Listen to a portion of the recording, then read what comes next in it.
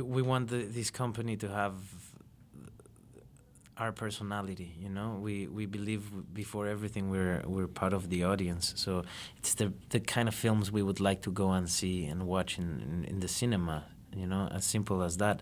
And we wanna work with people we admire, and with young directors that are trying to tell stories with a point of view, you know, where we celebrate the point of view of whoever is telling the story. And with Sin Nombre, it was the chance to talk about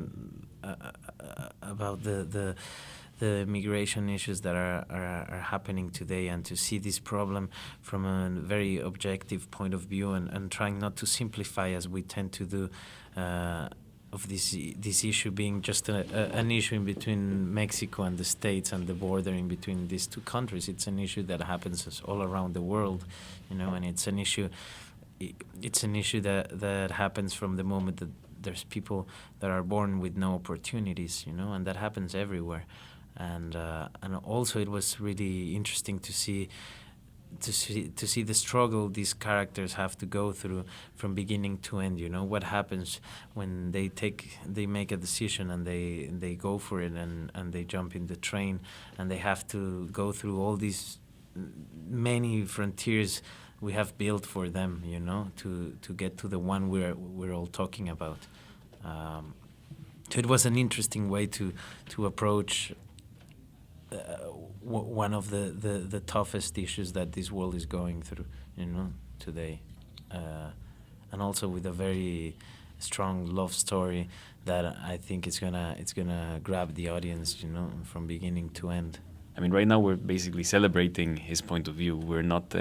We feel privileged to have been invited and participated in the movie, and it feels more like a gift to us rather than I mean, and because we're very proud of the movie, but there's a distance, you know, to it.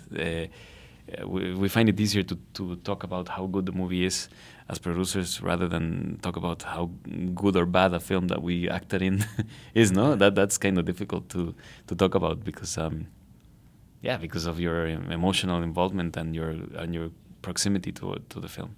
Also, producing it is very interesting, and it's exciting, you know, to be part of the projects from beginning to end, you know, because then as an actor you kind of work in a little piece of the process, and then it's very intense, but then that's it, and time passes, and 6 or a year later, 6 months or a year later, they call you and they say, okay, the film is ready, and you go watch it, and your life change, and as a producer you're there. It's more organic, you know, you're there from beginning to end. You go through every stage, so whenever you get to the end, it's because you know the end needed to happen. As an actor, many times has happened to me that I watch a film and I say, oh my God, they should have tried this or that, or, you know. And as a producer, you know if they tried everything or not. We're still aiming for a very tiny part of the audience in this country, you know. Like the releases of films in a different language are not huge, are not big, are not, and films can be very powerful like this one is, and still the release is gonna be tiny, and it's just gonna be for those that are used to read subtitles, and makes no sense today, you know. Makes no sense with whatever. I mean, with the internet and what's happening and the amount of information we have today, it seems very stupid that we still just watch films in our language, you know. Is it a problem, the whole pirated thing? Is that something that comes into your minds when you're trying to see how you can make it here in the States? Trying to see the future of cinema in a way, because what I find, I don't condemn the curiosity of wanting to see a film, and if you're able to get that film for a lower price, then I don't condemn it at all. I mean, I think also normal DVDs are pretty overvalued. I think. In general, I think they are. The intermediary gets all the money, also, not the producers. Not the, you know, it's like, I mean, so that I don't condemn. But what I find incredibly striking and terrible in a way is like, you know how drug cartels are diversifying their income, is with piracy. Wow. Yeah, it is one of the. It is. Yeah, it's part of the criminalized sort of infrastructure of the world. I mean, right now, it's... I remember the first time I heard that, the first time someone said, like years ago, like when you're buying a pirate DVD, you're supporting, you know, a whole system.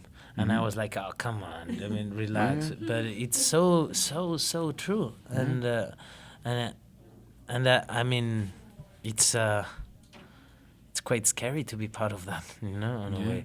We're making a business with the films we're shooting, you know, so then there's something to fix there. And I think it's also something that Nombre talks about, no? I mean, like these people, by definition, are criminals just because they're trying to look for work. I mean, and there's no they have to become illegal in a way by doing one of the most generous and most essential things in life. With going with piracy and the DVDs, well, evidently the fact that how do we reduce the drug traffickers to have so much power? Well, we should decriminalize marijuana to begin with. I mean, come on, no? Like, to begin with, you subtract a lot of power that these guys have. Well, with DVDs, piracy too. DVDs should be sold pirate price. I mean, yeah, no?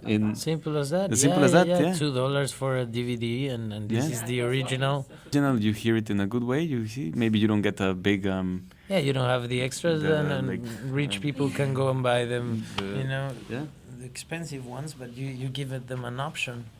That's the thing. It's like opportunities. You know, there's just a few that have the chance to choose, and that's what's brought so much confusion and so much injustice and so much tragedy to the world today, you know. And so in this Nombre talks about this and puts the finger on this, but we also realize, like, okay, by this situation being criminalized, you know, by looking for work being criminalized, then there's people that within the infrastructure of the criminalized sphere take advantage of it. In this case, the Mara Salvatrucha, which make a living out of trafficking people out of into the United States, and it's one of the main sources of existence and income. So then you think, okay, if we do a very tacit sort of approach and think, okay, one thing leads to the other, then we can blame it directly, like the fact that there is no legal working status. There is a hypocrisy towards that, and actually a huge turning the back to one of the biggest exodus in history.